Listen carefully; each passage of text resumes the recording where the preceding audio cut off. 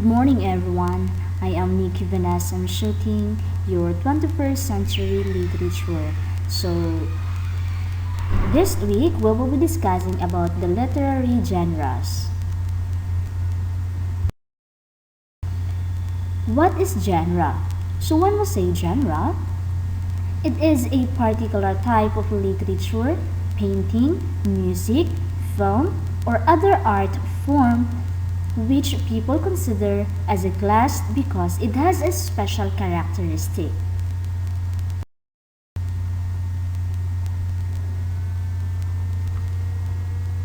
Genre is any form or type of communication in any mood with socially agreed upon convention developed over time. Genre is most popularly known as a category of literature, music, or other form of art or entertainment, whether spoken or written, audio or visual, based on some set of stylistic criteria, yet genres can be aesthetic, rhetorical, communicative, or functional. Genre means a type of art, literature, or music characterized by a specific form, content, and style. For example, literature has four main genres, which are poetry, drama, fiction, and nonfiction. All of these genres have a particular features and functions that distinguish them from one another. Hence, it is necessary on the part of readers to know which category of genre rather they are reading in order to understand the message it conveys, as they may have certain expectation prior to the reading concerned. So we have here a function of genre. Different genres have different rules. For example, fiction or dramatic genre help students and writers learn and improve their communication skills. A poetic genre, on the other hand, enhances imaginative and emotional power of the readers. Non-fictional texts and essays help readers develop analytical and persuasive capabilities. However, the major function of genre is to establish a code of behavior between the writers and the audience and keep the readers informed about the topics discussed and the themes presented.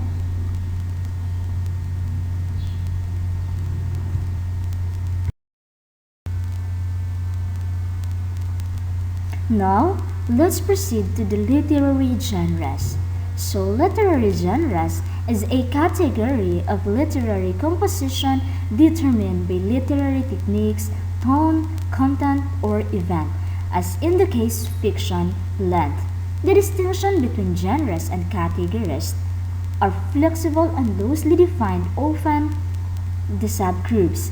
The most general genres in literature care in the lost chronological order: epic, tragedy, comedy, creative, and non-fiction. They can all be in the form of prose and poetry. So we have here a five major genres. Number one, fiction. Number two, non-fiction. Number three, drama. Number four, folktale. And then the last one, we have poetry. So let's discuss first about the fiction. So what is fiction? Fiction is a written stories about people and events that are not real. Literature that tells stories which are imagined by the writer. Fiction is defined as something that is not true. An example of fiction is a book that is not based on a true story. An example of fiction is a lie that you were told. An example of fiction is a false belief.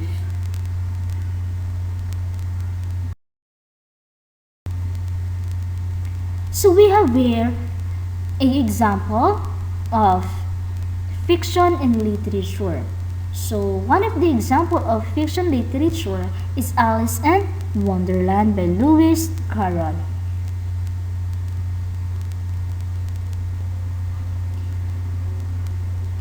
Alice in Wonderland by Lewis Carroll is a good example of fiction. The story narrates various adventures of the main character, Alice, in a fictitious land full of incredible creatures and events.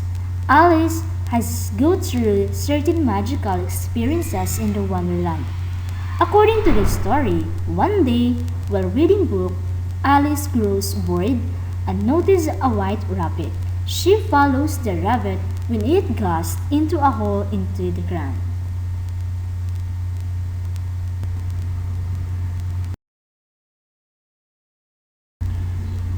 So, when peeping through the hole, Alice loses her balance and falls in. She floats down slowly into the hole and observes everything around her.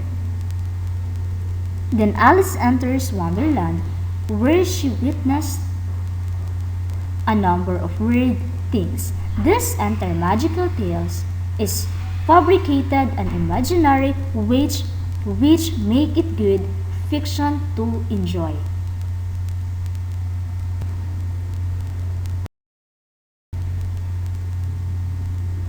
So, we have here also the element of fiction.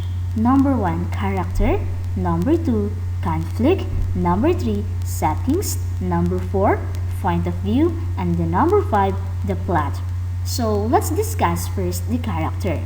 So, character is a person in a work of fiction, characteristic of a person which is protagonist and antagonist. So, when we say protagonist, ito yung bida sa story. And then, yung antagonist naman, siya yung kontrabida. Now, number 2, conflict. So, conflict is a opposition of forces which ties one incident to another and makes the plot move, external and internal. And then, settings. Settings refers to a place, time, weather condition, and ever mood or atmosphere. And then, the point of view. Point of view, how the characters are telling more specifically who tells that. And then, number 5, it is the sequence of event in a story or a play. So, ito na yung kung saan nangyayari ang story.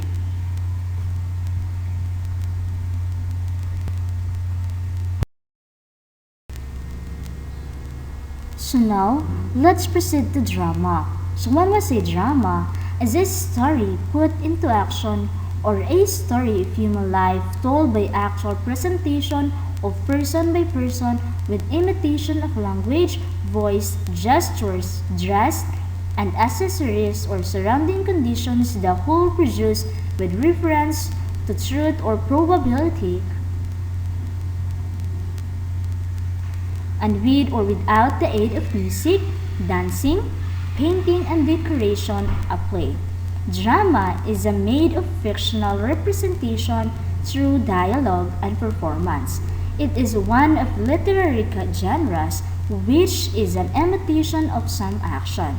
Drama is also a type of play written for theater, television, radio, and film.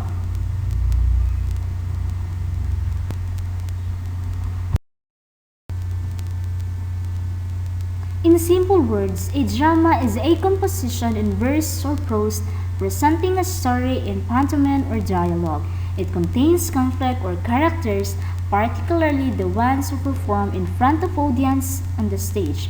The person who writes drama for stage direction is known as a dramatist or playwright.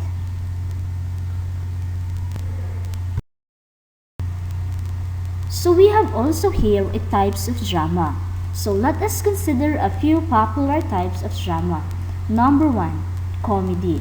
So comedies are lighter in tone than ordinary works and provide a happy conclusion. The intention of dramatists and comedies is to make their audience laugh. Hence, they use quaint circumstances, unusual characters, and witty remarks. And then, tragedy. Tragic dramas use darker themes such as disaster, pain, and death. Protagonists often have a tragic flaw, a characteristic that leads them to their downfall. Fir- First, first rather, generally, a first is a nonsensical genre of drama which often overacts or engages slapstick humor. And then, we have here melodrama. So when we say melodrama, is an exaggerated drama which is sensational and appeals directly into the senses of the audience. Just like the first, the characters are of a single dimension and simple or maybe stereotype. And then drama, musical drama rather, is a musical drama. Dramatists not only tells their stories through acting and dialogue, but through dance as well as music. Often the story may be comedic, through it may also involve serious subject.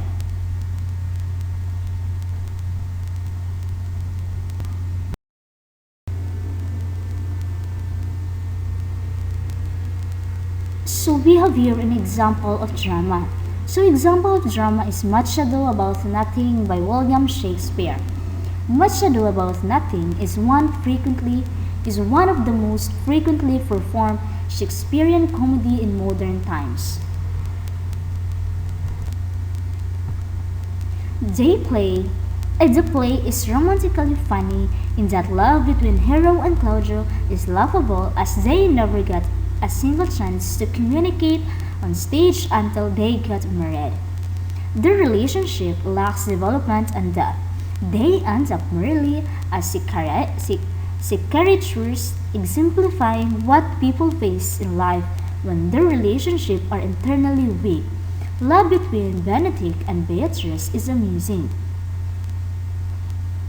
as initially their communications are very sparky and they hate each other. However, they all of a sudden make up and start loving each other. Now we have also here a function of drama. So the function of drama is one of the best literary forms through which dramatists can directly speak to the readers or the audience, and they can receive instant feedback of audience. A few dramatists use their characters as a vehicle to convey their thoughts and values, such as poets do with personas and novelists do with narrators.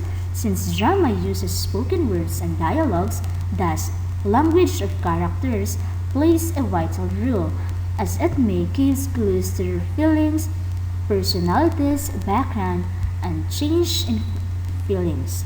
In dramas, the characters live out the story without any comments of the author, providing the audience a direct presentation of characters' life experiences.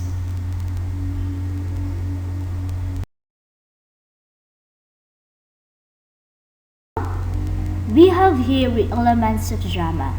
Number 1, we have also plot, settings, characters, dialogue, theme, and scenery.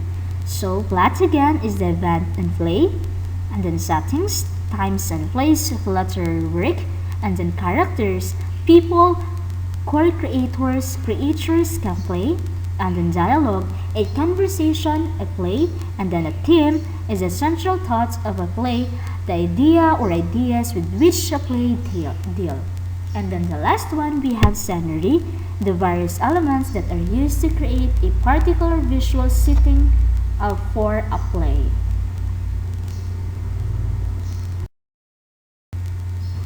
Now, let's proceed to folktale. When we say folktale, carries tones passed down by oral tradition. Though there are many varieties of folktales, they are commonly about regular people and everyday settings. A folktale is a traditional story or legend that is common to a specific culture and often passed along orally, preferably around a cracking fire if you asked us. Folktales often contain a lessons to be learned and can take many forms like fables, tall tales, and even ghost stories.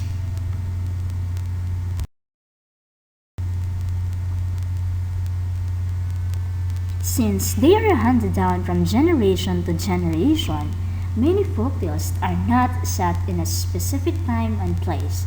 Other particular are changeable too. That way, whoever is telling the tale can add or change details to make the story more relevant to his or her culture.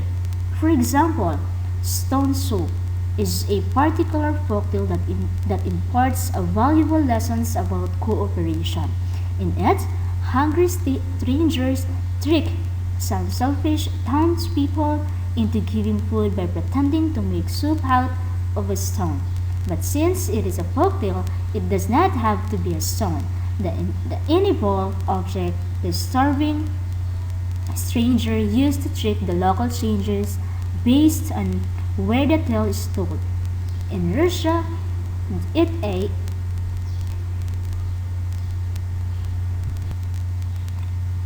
in Russia it acts salt, and Scandinavia it's a nail soap.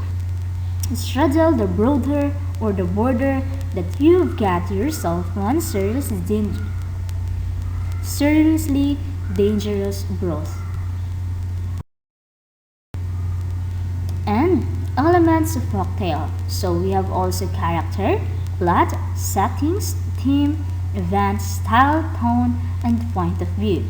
And then often third-person narrative. So mostly, di ba kapag gumagawa tayo ng isang kwento, mostly ang ginagamit natin yung third-person point of view.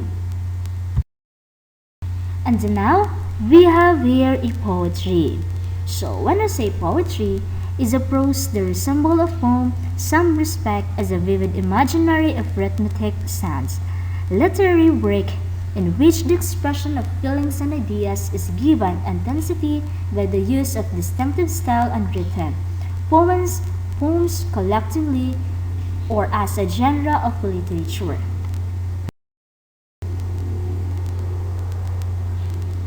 Poetry is a type of literature based on the interplay of words and rhythm. It often employs rhyme and meter, a set of rules governing the number and arrangement of syllables in each line. In poetry, words are strung together to form sounds, image, and ideas that might be too complex or abstract to describe directly. Poetry was once written according to fairly strict rules of meter and rhyme, and each culture had its own rules. For example, Anglo-Saxon poets had their own rhyme schemes and meters, while Greek poets and Arabic poets had others. Although these classical forms are still widely used today, modern poets frequently do away with rules altogether. Their poems generally do not rhyme and do not fit in any particular meter. These poems, however, still have a rhythmic quality and seek to create beauty through their words. So, the opposite of poetry is a prose, that is normal text that runs without a line breaks or rhythm. This article, for example, is written in prose. So again, we have also here elements of poetry.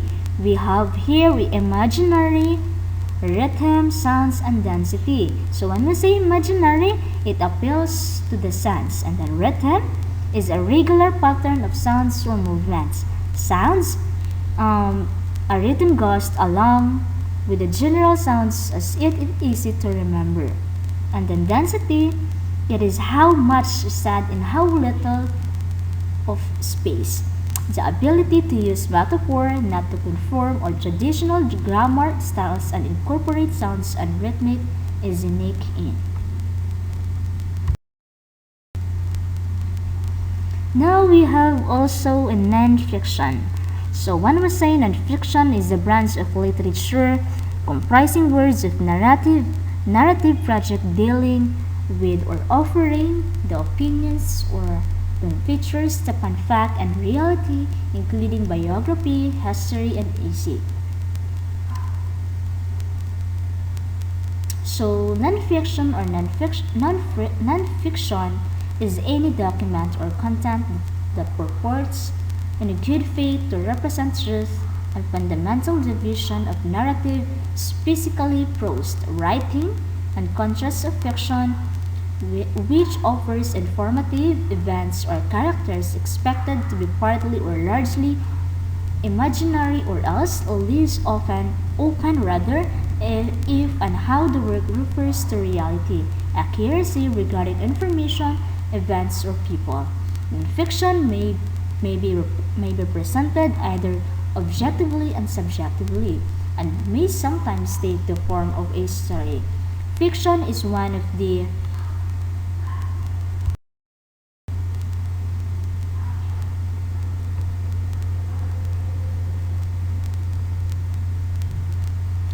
So nonfiction specific to actual assertions and description may or may not be accurate and can give either a true or false account of the subject in questions. However, authors of such account genuinely believe or claim them to be truthful at the time of their composition or at least post them to a convinced audience as historically or empirically factual. Reporting the beliefs of others in a fiction format is a necessary and endorsement of veracity of those beliefs, but rather an exercise in representing the topic. Works of nonfiction need not necessarily be written text, since a statement expressed by pictures or form can also purport to present a factual account.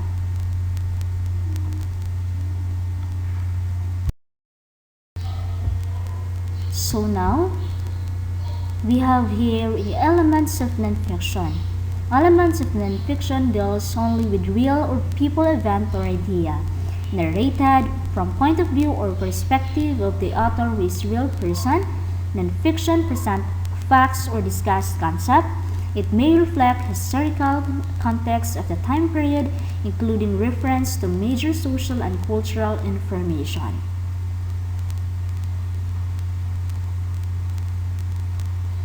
So that's all. Any questions, clarifications, and additions? So if you don't have any questions, kindly go to your learning path for your activity at www.gaitf.com or message or call me at 0926 2974 685.